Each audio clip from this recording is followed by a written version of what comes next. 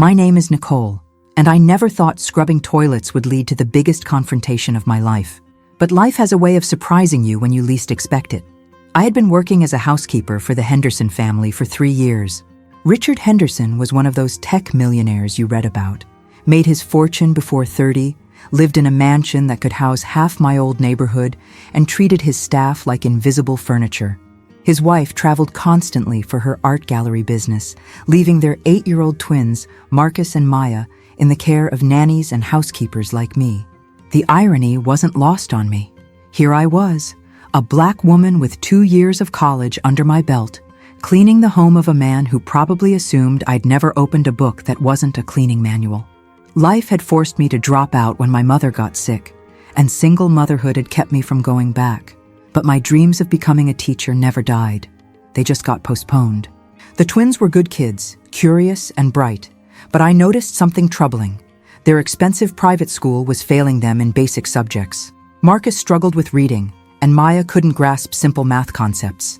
Their parade of high-priced tutors came and went, each one more concerned with their hourly rate than actual teaching. That's when I made a decision that would change everything. It started innocently enough. I was dusting the library, a room Mr. Henderson probably entered twice a year, when I found Marcus crying over his homework. The boy was frustrated, holding a book upside down, pretending to read because he was too embarrassed to admit he couldn't. "Hey, sweetheart," I said, setting down my cleaning supplies. "What's got you so upset?" He looked up with tears in his eyes. "I can't read like the other kids. The tutor says I'm slow." Something in my heart broke. This beautiful, intelligent child was being failed by a system that should have been helping him. I sat down beside him, forgetting about my cleaning schedule. "You're not slow," I told him firmly.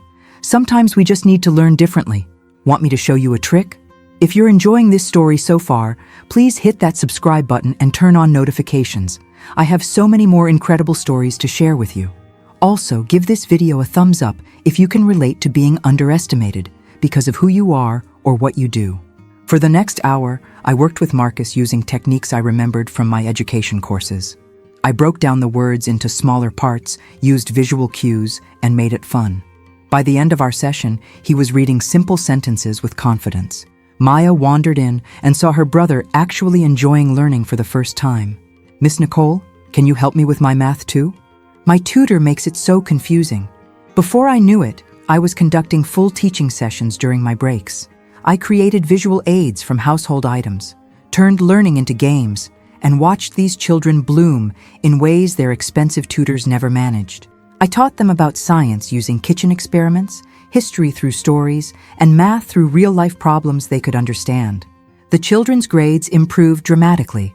They went from struggling students to eager learners who actually looked forward to homework time. But I was careful to schedule our sessions when Mr. Henderson wasn't around. I knew that a black housekeeper teaching his children might not align with his worldview. For months, everything went smoothly. The kids excelled in school, Mrs. Henderson praised their improvement during her brief visits home, and I felt fulfilled in a way that cleaning never provided. I was finally using my education, even if it was in secret. Then came that Tuesday afternoon that changed everything. Mr. Henderson had told me he'd be in meetings all day and wouldn't return until evening. I had planned an elaborate lesson about the solar system for the twins, complete with a model I'd created using balls from their playroom and painted with incredible detail. We had transformed the dining room into our own planetarium.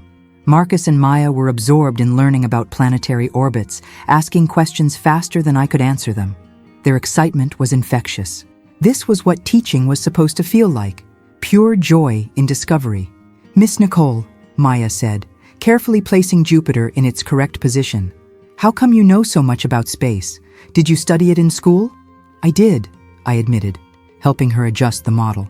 "I was studying to be a teacher before life took me on a different path." "You should be our teacher all the time," Marcus declared. "You make everything make sense." That's when I heard the front door slam. Heavy footsteps echoed through the hallway, moving toward the dining room. My heart stopped. Mr. Henderson was home early, and there was nowhere to hide what we were doing.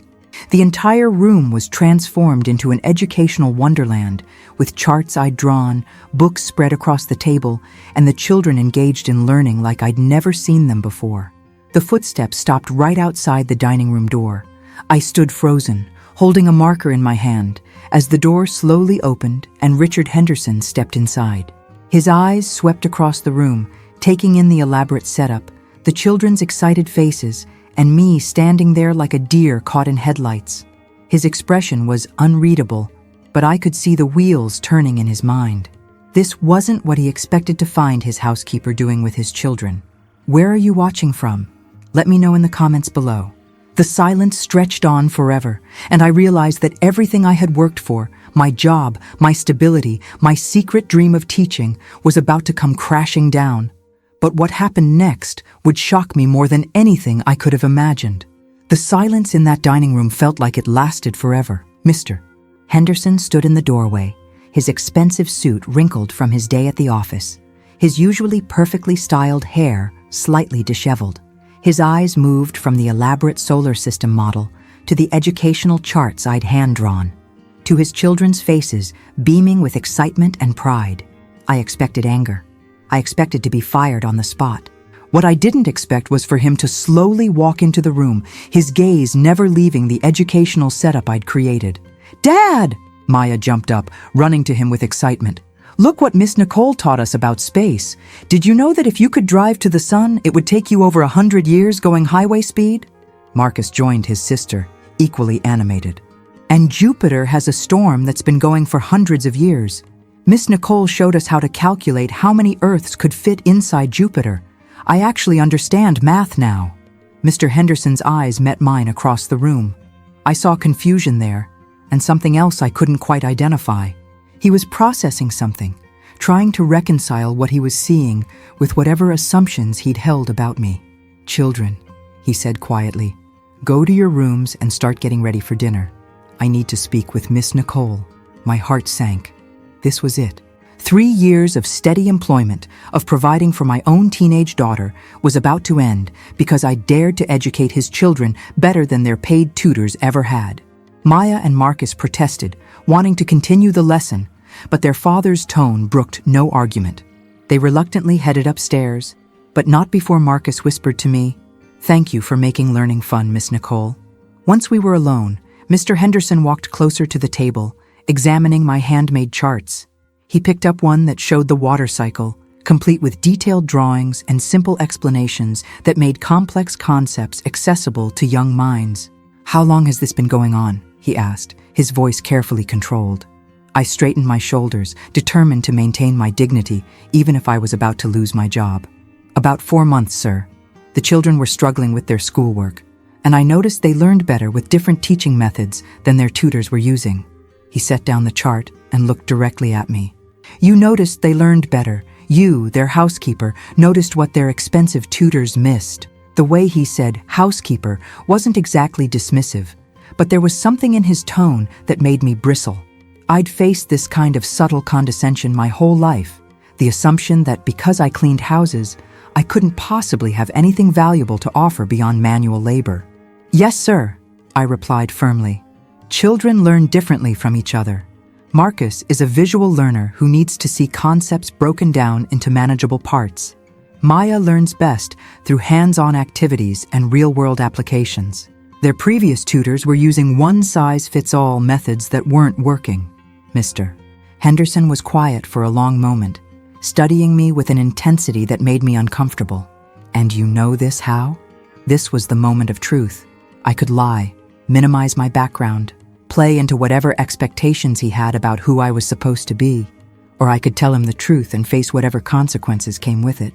"I have 2 years of college education with a focus on elementary education," I said, my voice steady. "I was on track to become a teacher when my mother became ill. I had to drop out to care for her and help support my family. After she passed, I had my own daughter to raise alone, and I never found the opportunity to go back to school." His eyebrows rose slightly. This clearly wasn't what he'd expected to hear. "So you've been qualified to teach this entire time, and you're working as a housekeeper because—" The question hung in the air, loaded with implications. I felt a familiar surge of frustration at having to justify my life choices to someone who'd never faced the same impossible decisions. "Because life doesn't always give us the luxury of following our dreams," I said. unable to keep a slight edge out of my voice. Because when you're a single mother with bills to pay and no family support system, you take whatever steady work you can find. Because even with some college education, not everyone gets the same opportunities. He had the grace to look uncomfortable at that. Good. Maybe it was time someone challenged his assumptions about the people who worked in his house. The children's grades have improved significantly, he said after a moment. Their teachers at school have commented on their increased engagement and understanding. Yes, sir. They're both very intelligent. They just needed someone to recognize their individual learning styles and adapt accordingly. Mr. Henderson walked over to where I'd set up a mock classroom corner, complete with a small whiteboard I'd purchased with my own money and educational posters I'd created during my few free hours. You did all this yourself? He asked, touching the edge of the whiteboard. Yes, sir. The children deserve better than busy work and frustrated tutors who don't understand how to reach them. He turned back to me, and I saw something different in his expression now. The initial shock was giving way to what looked like recognition, or maybe respect, but I'd been wrong about people before. Nicole, he said, using my first name for the first time in 3 years.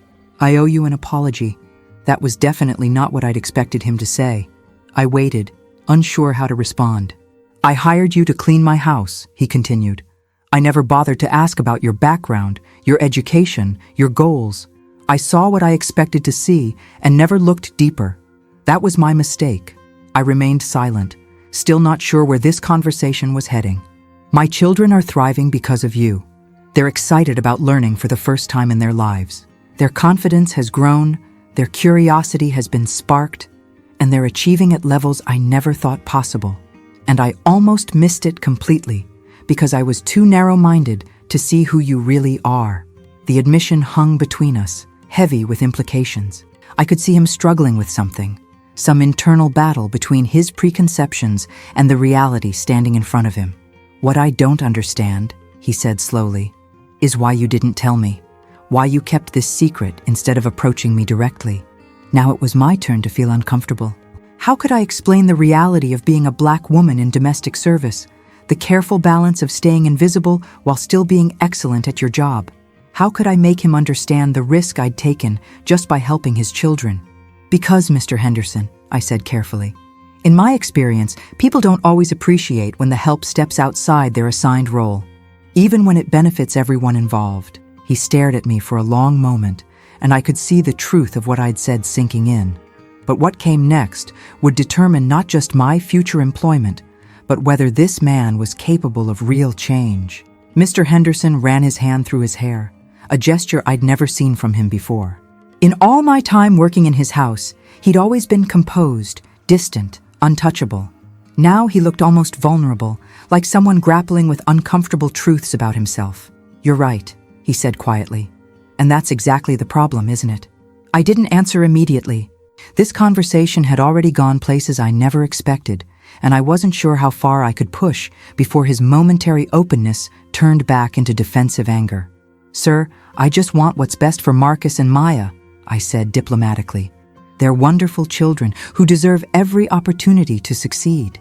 They are wonderful, he agreed, then paused. Nicole, I need to ask you something, and I want you to be completely honest with me. Do you think I'm a good father? The question caught me completely off guard. In 3 years of working in his house, I'd watched him from the periphery of his family life. I'd seen his interactions with the children, brief and often distracted. I'd witnessed his absences, his late nights, his tendency to delegate parenting to staff members like me. I think you love your children, I said carefully, but I think you're so focused on providing for them financially that you've missed opportunities to connect with them personally. His face tightened slightly, but he didn't argue. Go on. Marcus has been struggling with reading for over a year. Maya has been frustrated with math for just as long. They've both expressed feeling stupid because they couldn't keep up with their classmates.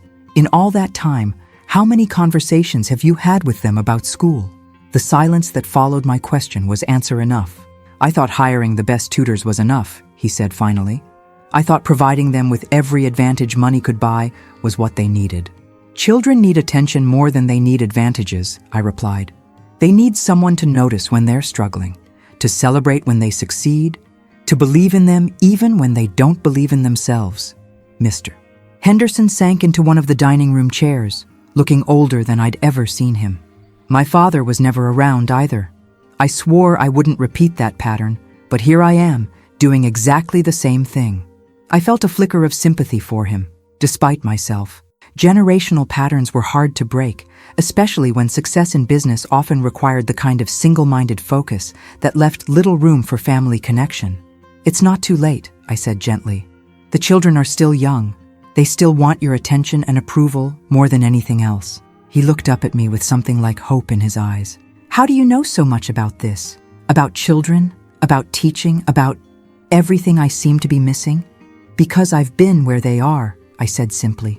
"I grew up in a house where education was valued, but resources were limited. I know what it feels like to struggle in school, to feel like you're not smart enough, to need someone to believe in you.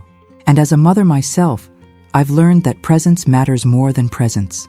"You have a daughter," he said, as if remembering something. "I'm ashamed to admit I don't even know her name or her age. Her name is Jasmine. She's 17, a senior in high school, and she's planning to study engineering at State University next year." His eyes widened. "Engineering? That's impressive. She's brilliant," I said with unmistakable pride. "She gets it from her grandmother, who was a math teacher before she got sick. Education has always been important in my family, even when circumstances made it difficult to pursue." Mr. Henderson was quiet for a moment, processing this information. I could see him reassessing everything he thought he knew about me, about my family, about the assumptions he'd been making. "Nicole," he said finally, "I have a proposition for you." My stomach tightened.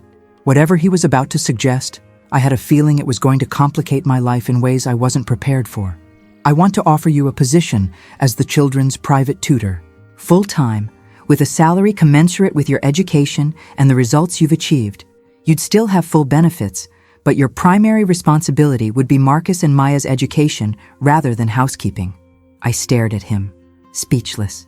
This was beyond anything I'd dared to hope for, but it also felt too good to be true. "I can see you're skeptical," he said, reading my expression. "What concerns you? Where did I even begin?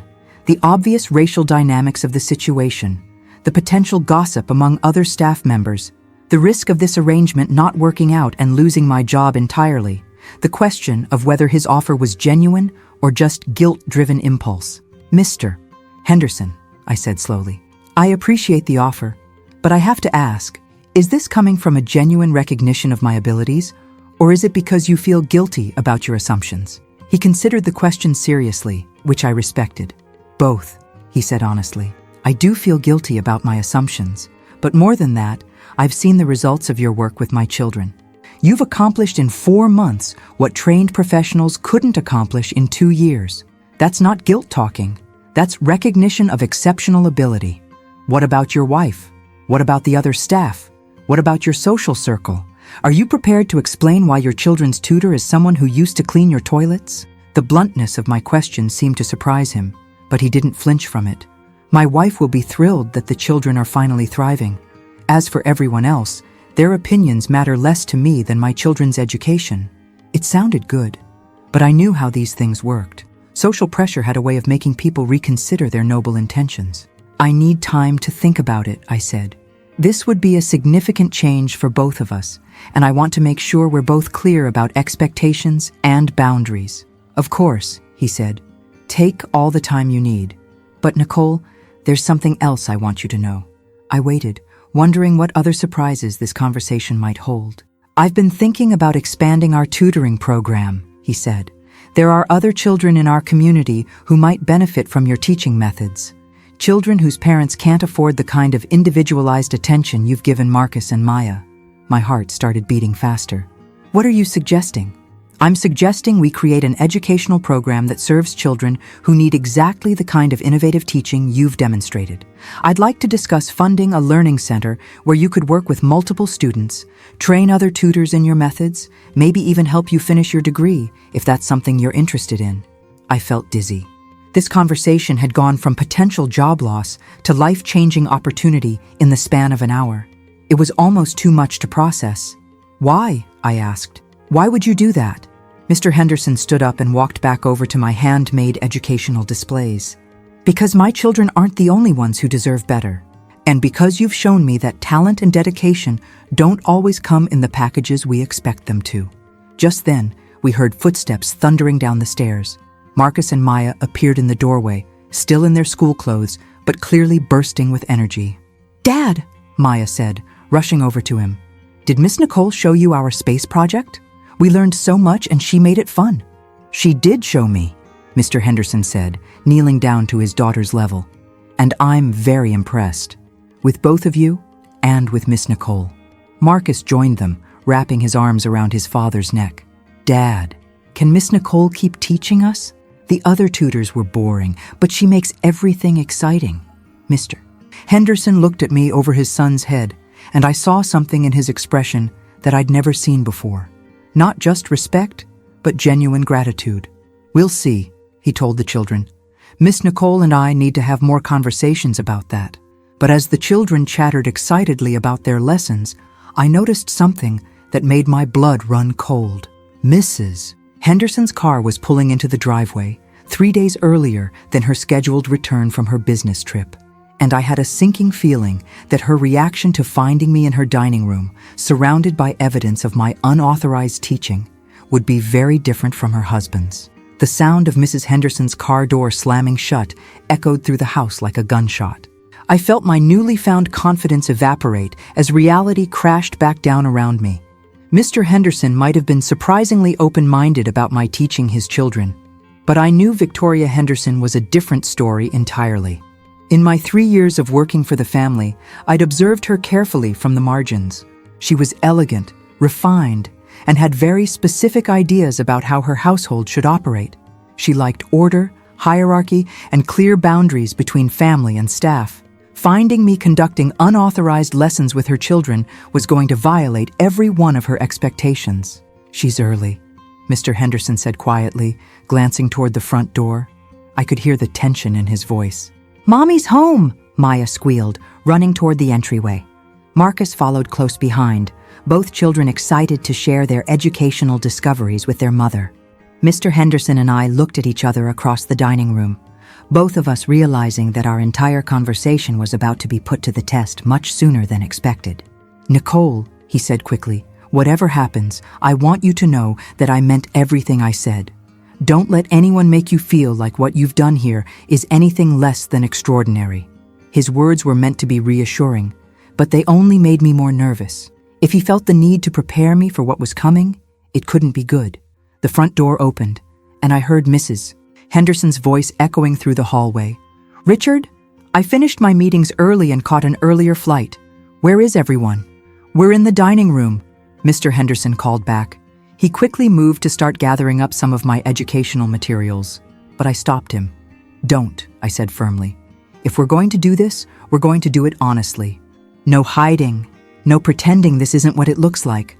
He paused, studying my face, then nodded with what looked like respect. "You're right." Mrs. Henderson's heels clicked against the marble floor as she approached, the children chattering excitedly beside her. I could hear Maya trying to explain the solar system model, her words tumbling over each other in her enthusiasm. "Slow down, sweetheart," Mrs. Henderson was saying. "What are you talking about? What project?" Then she appeared in the doorway, still dressed in her traveling clothes, her perfectly styled blonde hair slightly mussed from the flight.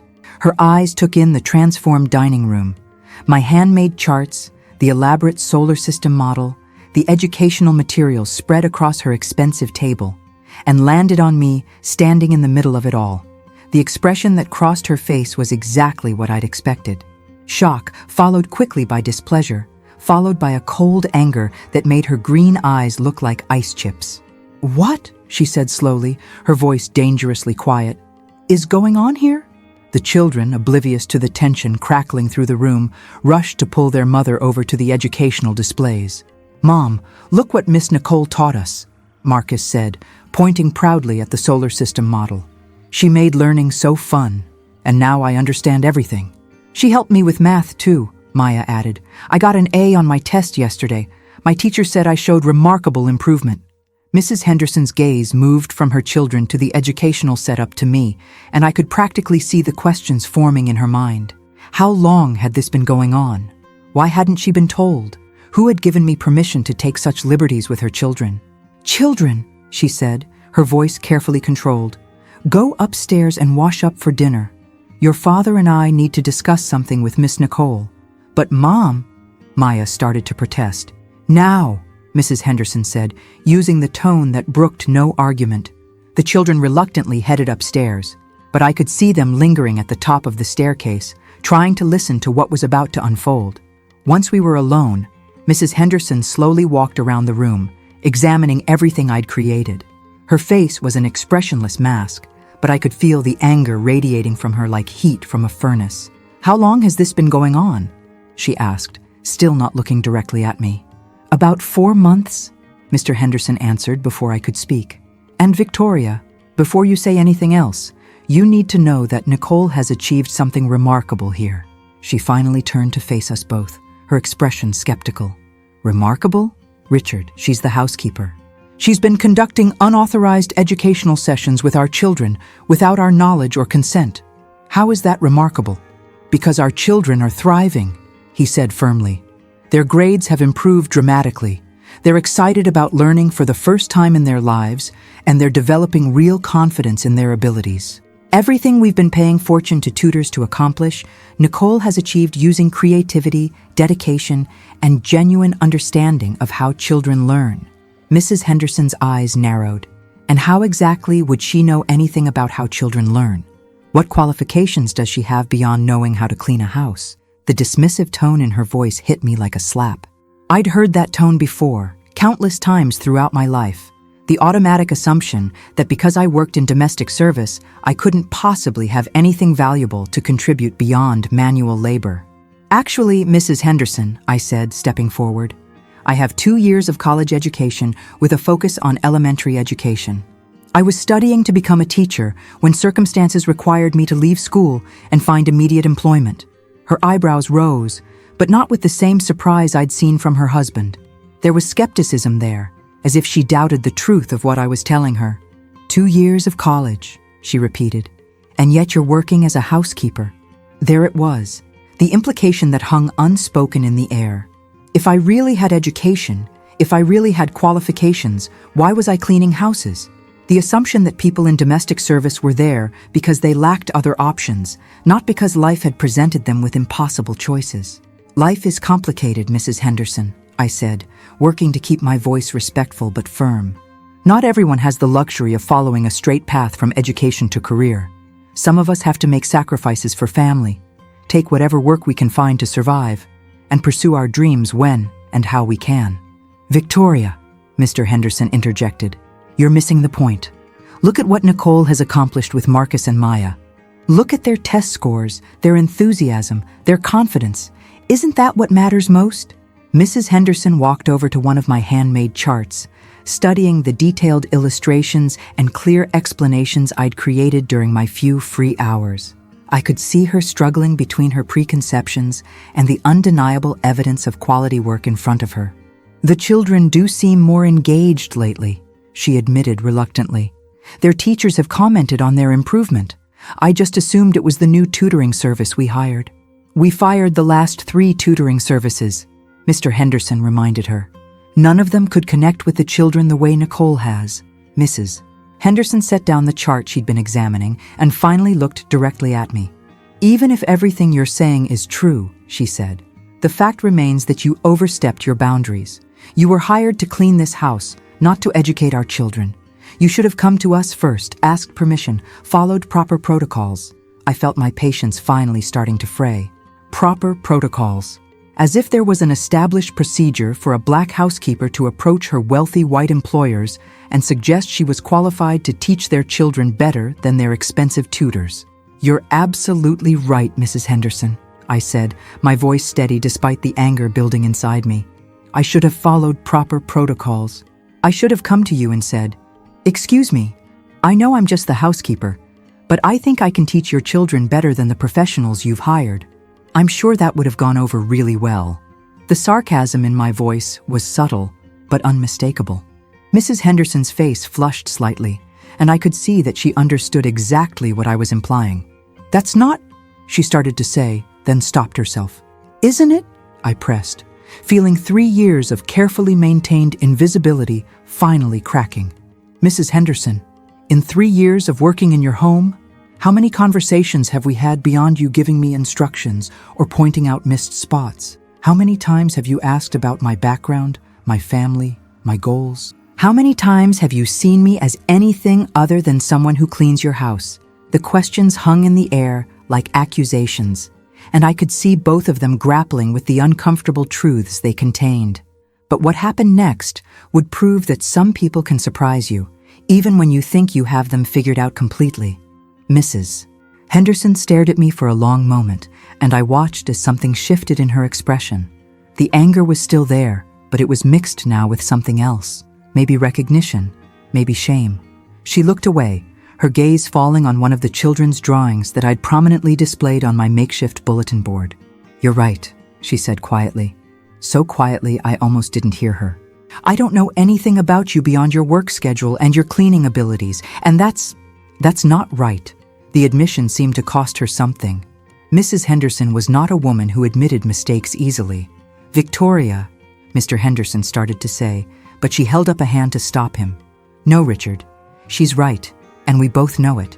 I've been in this house with her for 3 years, and I couldn't tell you her last name, her daughter's name, or anything about her life outside these walls.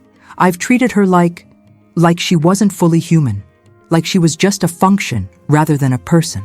I felt a flicker of surprise at her honesty. This wasn't what I'd expected from the perfectly composed woman who usually spoke to me only to give instructions or express dissatisfaction with my work. "Nicole," she said, turning back to me, "I owe you an apology. Multiple apologies, actually, for not seeing you, for not valuing you, for making assumptions about who you are and what you're capable of." Her words were sincere, but I could see the discomfort in her posture. This kind of raw honesty didn't come naturally to her. "However," she continued, and I braced myself for the inevitable "but" that would undermine everything she'd just said. "I still have concerns about the way this situation developed, not because of your qualifications or your results, but because of the precedent it sets with our children." "What do you mean?" Mr. Henderson asked.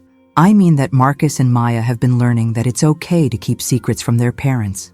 They've been participating in something significant without our knowledge, and while the outcome has been positive, the process troubles me." I hadn't considered that angle, and I could see her point. Children needed to trust their parents and understand that major decisions about their education shouldn't be made without parental involvement. "You're right," I said. "I should have found a way to involve you both from the beginning. I was afraid of your reaction, afraid of losing my job. But that doesn't excuse keeping you in the dark about something so important." Mrs. Henderson nodded, looking slightly mollified by my acknowledgement. "The children need to understand that while Miss Nicole's teaching has been wonderful, the secrecy wasn't appropriate. They need to know that they should always feel comfortable coming to us with important things happening in their lives." "Agreed," Mr. Henderson said. "We'll have that conversation with them. But Victoria, we also need to acknowledge that Nicole felt she had to keep this secret for valid reasons. We need to examine why she didn't feel safe approaching us directly." Mrs. Henderson's cheeks flushed again, but she didn't argue the point. Instead, she walked over to the dining room table and sat down heavily, as if the weight of these revelations was physically exhausting her. "This is all very overwhelming," she said. "I come home expecting to hear about everyone's day, and instead I find out that our entire household dynamic has shifted without my knowledge. I don't know how to process all of this." I could see her struggling, and despite my anger at her earlier dismissiveness, I felt a surge of empathy for her. Change was hard for everyone, especially when it challenged fundamental assumptions about the way things were supposed to work. "Mrs. Henderson," I said gently, "would it help if I explained how this all started? How it developed gradually, rather than being some grand deception?" She looked up at me with something like gratitude. "Yes, I think that would help." So I told her the story, finding Marcus crying over his homework, seeing Maya's frustration with math, watching these brilliant children being failed by expensive tutors who didn't understand their learning styles. I explained how it had started with just a few minutes of help during my breaks, how the children had responded so positively that the sessions had naturally expanded. They were hungry for someone to believe in them, I said. Someone to tell them they weren't stupid, that they just needed different approaches to learning. I couldn't stand to see them struggling when I knew I could help. Mrs. Henderson listened without interruption, and I could see her expression soften as she began to understand the human story behind what had happened. Their confidence has improved so dramatically, she said thoughtfully. I noticed it, but assumed it was just them maturing. I had no idea they'd been struggling so deeply with feeling inadequate. Children are very good at hiding their pain, I said, especially when they think their struggles might disappoint the people they love most. Mr. Henderson leaned forward in his chair. That's something we need to address too. Marcus and Maya should never feel like they can't come to us with their problems, academic or otherwise. You're right, Mrs. Henderson agreed. But how do we move forward from here? How do we handle this situation in a way that's best for everyone involved? Before anyone could answer, we heard small footsteps on the stairs. Maya appeared in the doorway, her eyes red from crying. Are you going to fire Miss Nicole? She asked, her voice trembling. Marcus is upstairs crying because he thinks we got her in trouble. Please don't make her go away. She's the first teacher who ever made us feel smart. Mrs. Henderson's face crumpled at her daughter's words. She opened her arms, and Maya ran to her, burying her face in her mother's shoulder. Oh, sweetheart, Mrs. Henderson murmured, stroking her daughter's hair. No one is getting fired. We're just having a grown-up conversation about some important things. Marcus appeared at the top of the stairs, hesitant to come down, but clearly listening to every word. Marcus, Mr. Henderson called gently. Come here, son. You're not in trouble, and neither is Miss Nicole. The boy slowly made his way downstairs, his face still streaked with tears. Mr. Henderson pulled him into a hug, and I felt my heart clench at the sight of these children's genuine distress. We need to clear something up, Mrs. Henderson said, looking at both children. What Miss Nicole did for you was wonderful. She helped you learn and grow and feel confident about yourselves. But there's something we need to discuss about keeping secrets from Daddy and me. We didn't mean to keep secrets, Marcus said quickly. We just didn't want the lessons to stop. The other tutors made us feel stupid, but Miss Nicole makes learning fun. I understand, Mrs. Henderson said, and we're not angry about the learning. But in the future, when something important is happening in your education, we want to know about it. Not because we don't trust Miss Nicole, but because we want to be part of your success too. Maya looked up at her mother with confusion. So, Miss Nicole can keep teaching us? Mrs. Henderson glanced at her husband, then at me. I could see her wrestling with something, trying to reconcile her traditional views with the undeniable evidence of positive results. That's what we're discussing, she said carefully. But regardless of what happens with your lessons, Miss Nicole isn't going anywhere. She's part of our family, and families work through their problems together. I felt a surprise at her words. In 3 years, she'd never referred to me as part of the family. The shift in her perspective was remarkable, even if I wasn't entirely sure I believed it yet. Mrs. Henderson, I said, if I may make a suggestion? She nodded for me to continue. What if we tried a trial period? A formal arrangement where I work with Marcus and Maya under your direct oversight? You could observe the sessions, review the materials, and decide whether this arrangement works for your family. That way, there are no more secrets, no more uncertainty about boundaries, and you can see firsthand whether my methods are truly beneficial for your children. Mr. Henderson smiled. That's an excellent idea. Complete transparency, clear expectations, and the opportunity for everyone to adjust as needed. Mrs. Henderson was quiet for a moment, considering the proposal. I could see her working through the implications, the social considerations, the practical details. What about your other responsibilities? She asked. The housework, the cleaning schedule. We'd need to hire additional help for that, Mr. Henderson said. Nicole's primary focus would be the children's education, with housekeeping as a secondary responsibility. And what about qualifications, credentials? If we're making this official, shouldn't there be some formal recognition of Nicole's educational background? I felt a knot form in my stomach. This was the part I'd been dreading. The question of official credentials that I didn't have, the gaps in my education that could be used to disqualify me despite my proven results. I don't have a teaching certificate, I admitted. I never completed my degree. If that's a requirement, I understand if you need to look for someone else. Mrs. Henderson studied me for a long moment. Nicole, can I ask you something personal? I nodded, bracing myself for whatever was coming. If you could finish your degree, if you could get your teaching certificate, is that something you'd want to do? The question caught me off guard.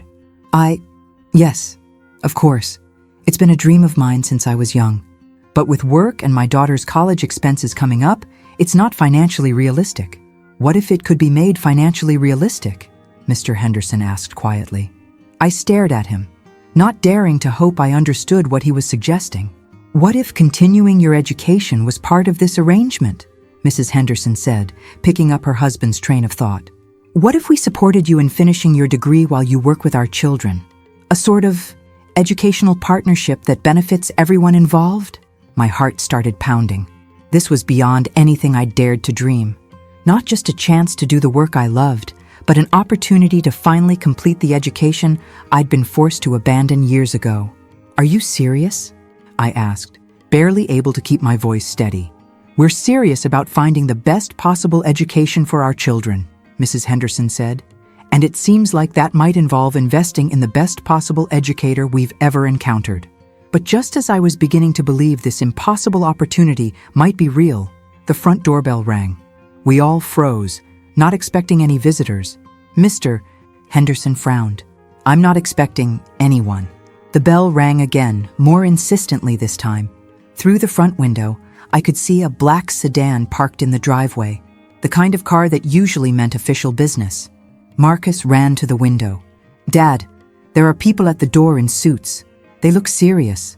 My blood ran cold.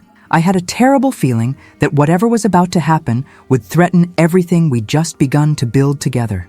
The doorbell rang a third time, followed by firm knocking that echoed through the house with an unmistakable air of authority. Mr. Henderson exchanged a worried glance with his wife before heading toward the front door. I felt my stomach drop as I watched him through the dining room doorway. Good evening, I heard a woman's voice say. I'm Janet Morrison from Child Protective Services, and this is Detective Rodriguez from the County Sheriff's Office. We received a report regarding improper conduct with minors in this household. My legs went weak. Child Protective Services. Someone had called in a report about me. Mrs. Henderson's face went pale. What kind of report? She asked, moving to stand beside her husband. We received an anonymous tip that an unqualified individual has been conducting unsupervised educational sessions with children in this home, the CPS worker continued. There are concerns about boundary violations and potential endangerment. That's absurd, Mr. Henderson said firmly. There's been no endangerment of any kind. Nevertheless, we need to investigate the allegations, Detective Rodriguez said. May we come in? I could hear the tension in Mr. Henderson's voice as he reluctantly invited them inside. Marcus and Maya pressed closer to me, sensing the sudden shift in the atmosphere. Maya's small hand slipped into mine. Miss Nicole, what's happening? She whispered. It's okay, sweetheart, I said, trying to keep my voice calm even though my heart was racing. These people just need to ask some questions. But I knew it wasn't okay. Someone had reported me.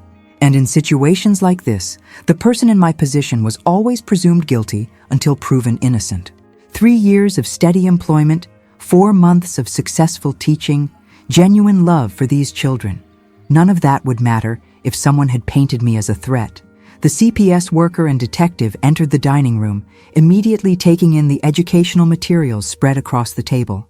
Ms. Morrison made notes on a clipboard while Detective Rodriguez surveyed the scene with professional detachment. Are you Nicole Williams? Ms. Morrison asked, consulting her paperwork. Yes, ma'am, I replied, proud that my voice remained steady. And you're employed here as a housekeeper? That's correct. But you've been conducting educational sessions with the minor children in this household without proper credentials or authorization? The way she phrased the question made it sound predatory, as if I'd been manipulating the children for some nefarious purpose. I could feel the weight of assumptions and stereotypes pressing down on me. The dangerous black woman overstepping her bounds, the unqualified domestic worker with suspicious motives. I've been helping Marcus and Maya with their homework during my breaks, I said carefully. Their parents are aware of this arrangement. Actually, Mrs. Henderson interjected, we only became aware of the extent of Nicole's tutoring sessions today. But I want to be clear, there has been absolutely no improper conduct of any kind. Ms. Morrison made more notes. Mrs. Henderson, Were you aware that Ms. Williams lacks proper teaching credentials? That she's been conducting unsupervised sessions with your children for months? Nicole has demonstrated exceptional ability with our children, Mr. Henderson said, his voice tight with controlled anger. Their academic performance has improved dramatically under her guidance. That's not the point, Detective Rodriguez said. The point is that background checks and proper credentialing exist to protect children. When unqualified individuals have unsupervised access to minors, it creates potential risks. The implication was clear, and it hit me like a physical blow.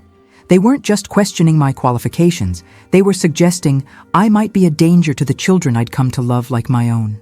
What exactly are you accusing me of? I asked, struggling to keep the anger out of my voice. We're not accusing you of anything yet, Ms. Morrison said. We're investigating allegations of improper conduct and boundary violations. Until we complete our investigation, you'll need to cease all unsupervised contact with the children. No, Maya cried out, tightening her grip on my hand. Miss Nicole didn't do anything wrong. She just helped us learn.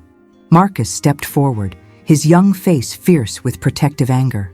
Miss Nicole is the best teacher we ever had. She made us feel smart instead of stupid.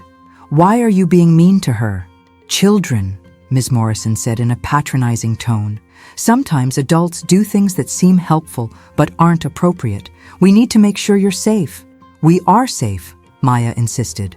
We're safer with Miss Nicole than we've ever been. She protects us and teaches us and cares about us. I felt tears prick my eyes at the children's fierce defense of me. But I also knew their words wouldn't carry much weight with these officials. In situations like this, children's voices were often dismissed or explained away. Ms. Williams, Detective Rodriguez said, we'll need to conduct a formal interview with you. You have the right to have an attorney present. The words sent a chill through me. This was escalating beyond a simple investigation. They were treating me like a criminal suspect. An attorney? Mrs. Henderson said sharply. What exactly do you think happened here? Ma'am, we have to investigate all reports thoroughly, Ms. Morrison replied. The anonymous tip suggested that Ms. Williams may have been grooming the children, using educational activities as a cover for inappropriate relationship building. The accusation hung in the air like poison. Grooming.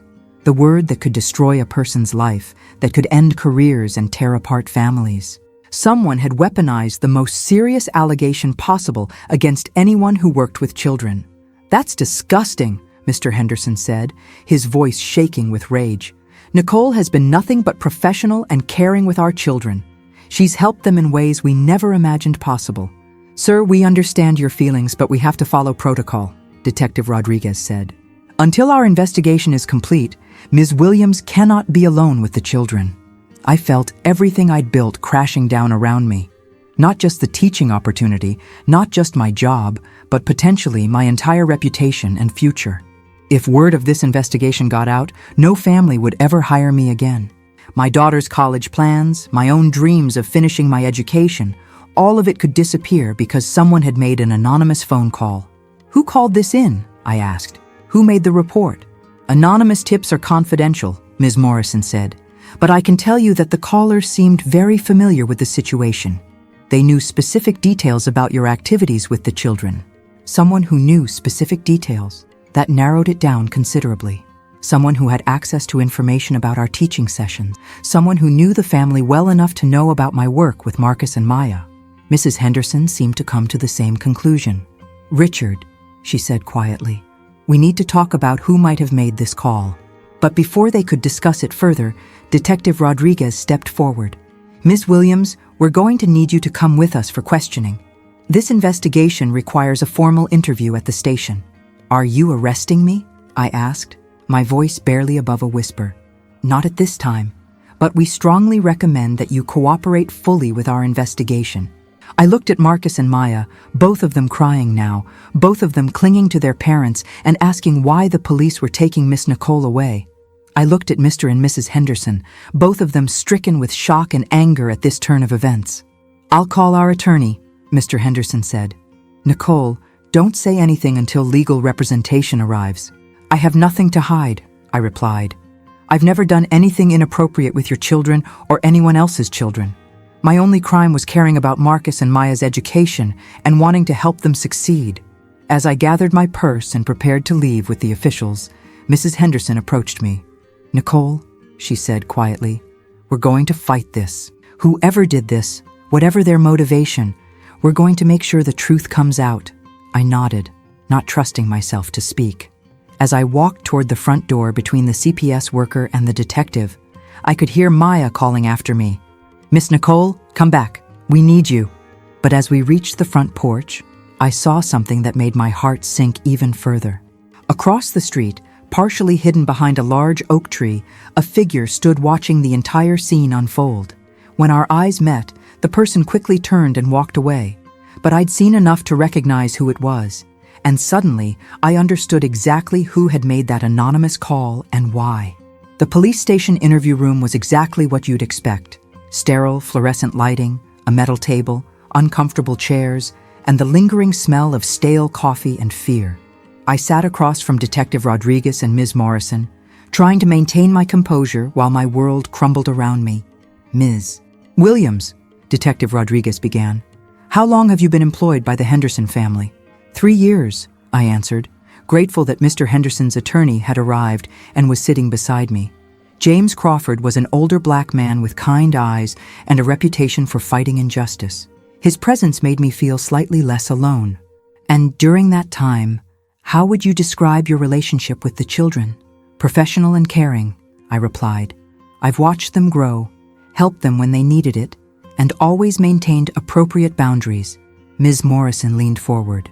"Yet you conducted private educational sessions with them for months without parental knowledge or consent. How is that maintaining appropriate boundaries?" "The parents were aware that I helped with homework," I said carefully. "What evolved was a natural extension of that help, based on the children's needs and their positive responses to different teaching methods." "Teaching methods you're not qualified to use," she countered. "You don't have a teaching degree or certification." "No formal certification," I agreed. "But I have 2 years of education coursework, and more importantly, I have results. Marcus and Maya's grades improved dramatically under my guidance." "Results obtained through deception," Detective Rodriguez said. "You admit you kept the extent of these sessions secret from their parents." Attorney Crawford intervened. "My client has already acknowledged that communication could have been better. But there's been no allegation of actual wrongdoing beyond the administrative question of credentials." Ms. Morrison consulted her notes. "The caller who reported this situation provided very specific details. They claimed that Ms. Williams had created an inappropriate emotional dependency with the children, that she was using educational activities to build relationships that exceeded professional boundaries." "That's completely false," I said, feeling anger rise in my chest. "Everything I did was focused on helping those children learn and grow. There was nothing inappropriate about my relationship with them."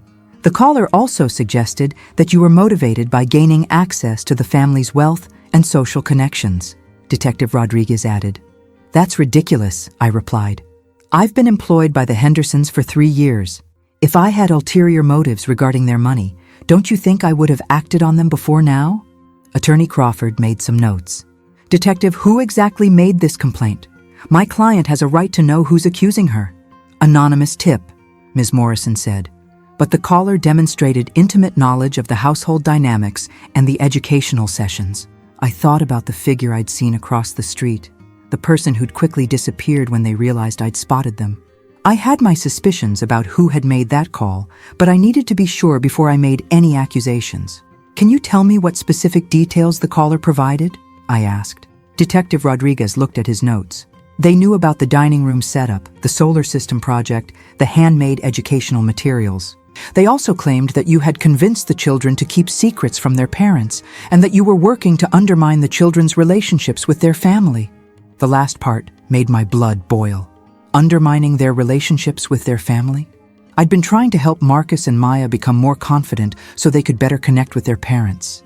I'd encouraged them to share their academic successes, to feel proud of their accomplishments. That's not just false, it's the opposite of what I was trying to achieve, I said. Those children needed confidence and encouragement. They were struggling in school and feeling inadequate.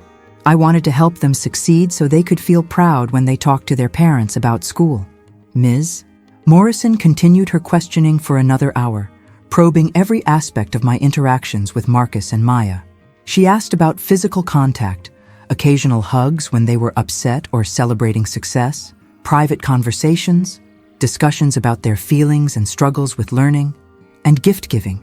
I'd bought them small educational rewards with my own money. Each innocent interaction was twisted and examined for potential impropriety. Every kindness was reframed as a potential boundary violation.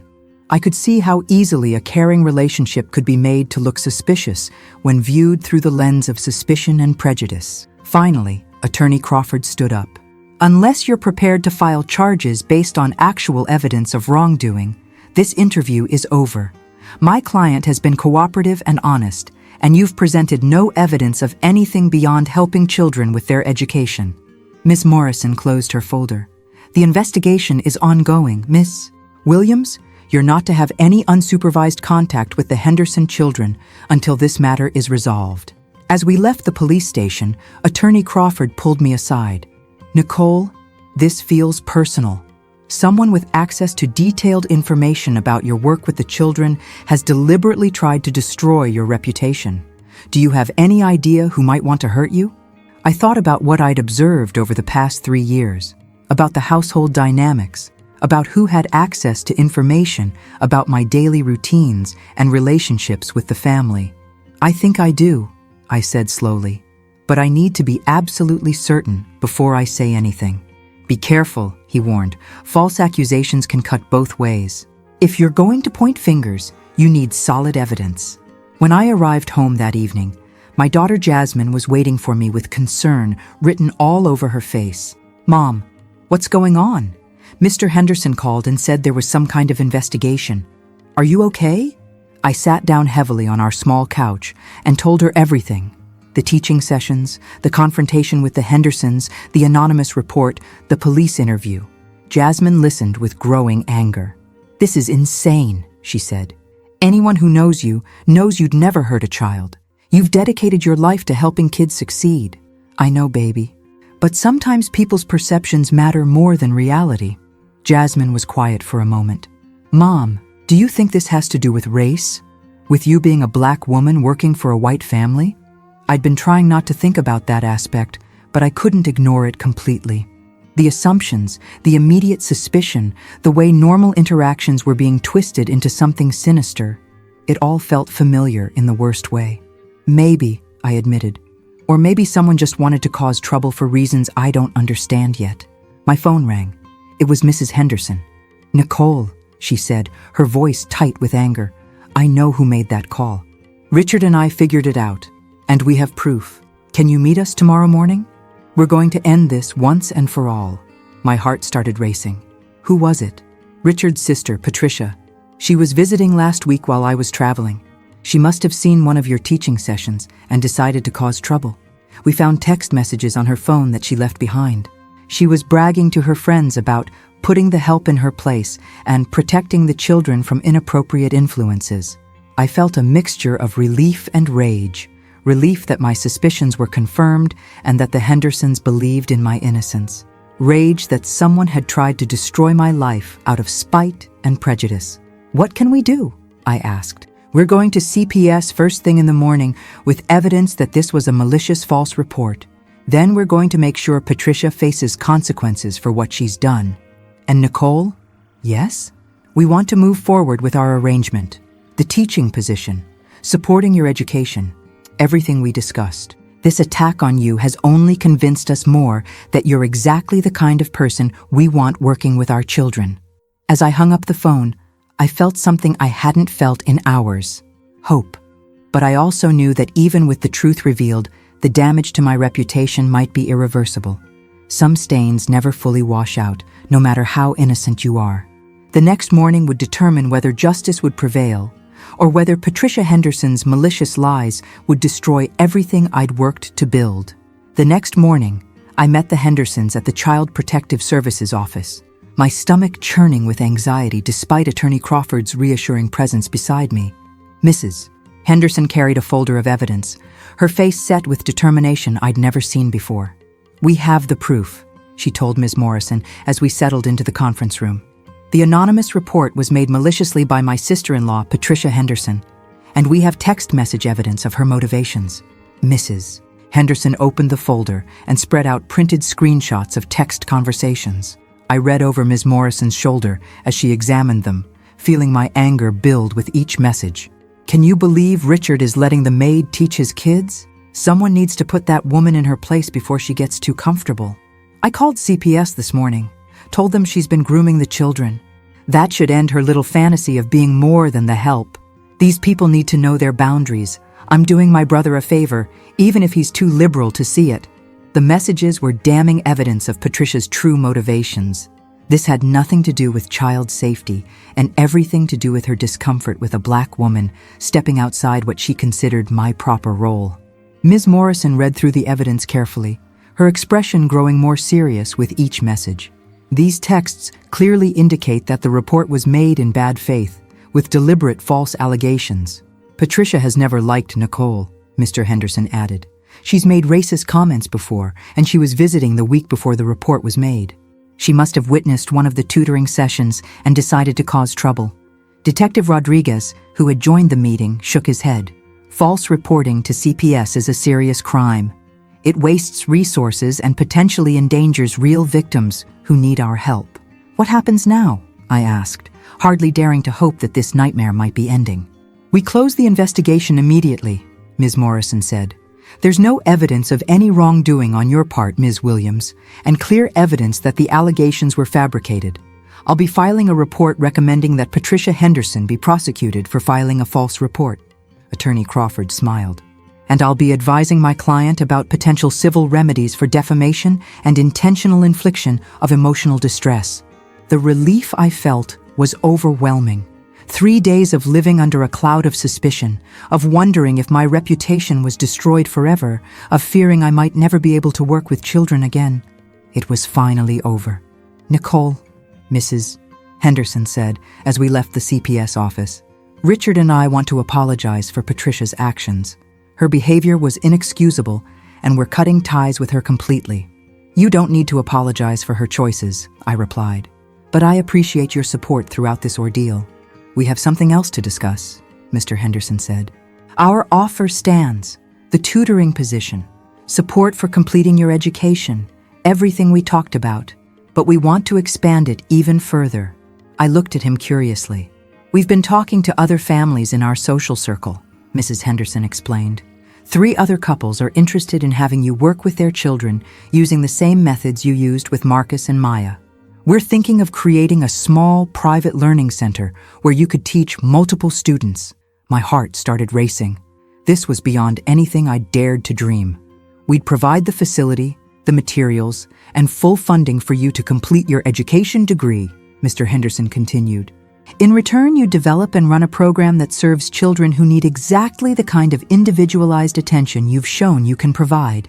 Are you serious? I asked, barely able to process what they were offering. Completely serious, Mrs. Henderson said. What Patricia tried to destroy through prejudice and malice, we want to build into something lasting and meaningful. 3 months later, I stood in the bright, cheerful classroom of the Henderson Learning Center, watching Marcus and Maya work alongside 6 other children on a science project about renewable energy. The space was everything I dreamed a classroom could be, well-equipped, welcoming, and filled with the excitement of genuine learning. Miss Nicole, Maya called out, can you help us figure out how to make our wind turbine spin faster? Of course, sweetheart, I replied, walking over to their workstation. What have you tried so far? As I guided the children through the problem-solving process, I reflected on how dramatically my life had changed. I was enrolled part-time in an education degree program, with the Hendersons covering all my expenses. The Learning Center served 12 children whose parents had been struggling to find appropriate educational support. And most importantly, I was doing work that filled me with purpose and joy every single day. Patricia Henderson had been prosecuted for filing a false report and ordered to pay damages for the emotional distress she'd caused. More significantly, her malicious attempt to put me in my place had backfired spectacularly, elevating me to a position she never could have imagined. Mrs. Henderson stopped by during lunch break, as she often did now that she'd taken a more active role in her children's education. How's everyone doing today? She asked, surveying the classroom with satisfaction. Wonderful, I replied. Marcus just read an entire chapter book to the younger students, and Maya solved a math problem that stumped two of the older kids. They've come so far, she said, watching her children with pride. And not just academically. Their confidence, their curiosity, their joy in learning. It's like you unlocked something in them that we didn't even know was there. They had it all along, I said. They just needed someone to believe in them and show them how to access it. As the children returned from their lunch break, chattering excitedly about the afternoon's art project, I thought about the journey that had brought me to this moment. The years of cleaning houses while nurturing dreams of teaching. The fear and uncertainty of that confrontation in the dining room. The nightmare of being investigated for malicious false accusations. And finally, the triumph of truth and the opportunity to build something meaningful. "Miss Nicole," Marcus said, tugging on my sleeve, "my dad says you're going to graduate from college next year. Will you still be our teacher after that?" "I'll always be your teacher," I told him, ruffling his hair. "Even when you're all grown up and don't need me anymore, I'll still be proud of everything you accomplish." "We'll always need you," Maya added, giving me one of her fierce hugs. "You showed us that learning is fun and that we're smart enough to do anything we want to do." Looking around the classroom at these bright, eager faces, children who had been struggling just months ago and were now thriving, I knew that Patricia Henderson's attempt to diminish me had instead revealed something powerful about the importance of seeing people for who they really are, rather than who you expect them to be. The millionaire boss who had once barely acknowledged my existence now considered me a valued partner in his children's education. The woman who had initially seen me as nothing more than hired help now treated me as a respected colleague and friend. And the children who had been failing in traditional educational settings were now excelling because someone had taken the time to understand their individual needs and potentials. As I prepared for the afternoon's lessons, I smiled at the irony of it all. Patricia had tried to destroy me because she couldn't accept the idea of a black housekeeper being more than what her prejudices told her I should be. Instead, she'd helped create a situation where I could become everything I'd always dreamed of being. Sometimes the very worst in people brings out the very best in others. And sometimes, when someone tries to put you in your place, life has a way of showing them that your place is much higher than they ever imagined. The children were calling my name, ready for their next adventure in learning, and I was ready to guide them there.